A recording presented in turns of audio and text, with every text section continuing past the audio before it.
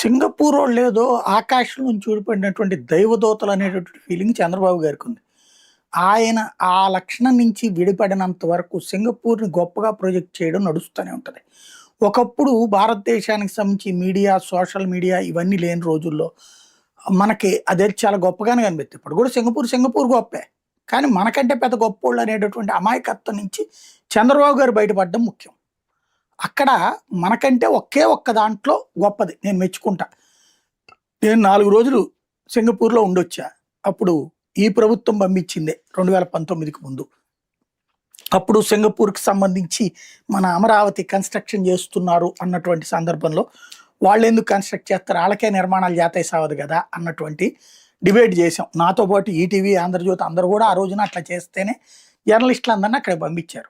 మాకు అక్కడ ప్రభుత్వ ఆతిథ్యంతోనే 4 రోజుల పాటు చూపించారంతా. మొత్తం 6 రోజులు ఎళ్ళడానికి ఒక రోజు, రావడానికి ఒక రోజు, అక్కడ 4 రోజుల పాటు. ఏందిరా అంటే అక్కడ మేము మొత్తం తిరిగితే ఈడ్చిబెడిదంతే ఒక బెజవాడ అంత ఉంటదది సింగపూర్. 30 కిలోమీటర్ల దేశం అది. రోజు మేము ఏదేదో ఎక్కడెక్కడికో ఏ రాష్ట్రం నుంచి ఇంకో రాష్ట్రానికి తీసుకెళ్తున్నారంటే రోజు మాకు అయ్యే కనబడుతున్నాయి. అట్నుంచి ఇటు చూస్తుంటే. ఏందంటే దేశం అంతే ఉండి సచ్చిందక్కడ. కాపోతే వాళ్ళ దగ్గర ఉన్నటువంటి స్పెషాలిటీ ఏంటంటే కాస్త స బాధ్యతగా వ్యవహరిస్తారు అక్కడ ప్రజలు.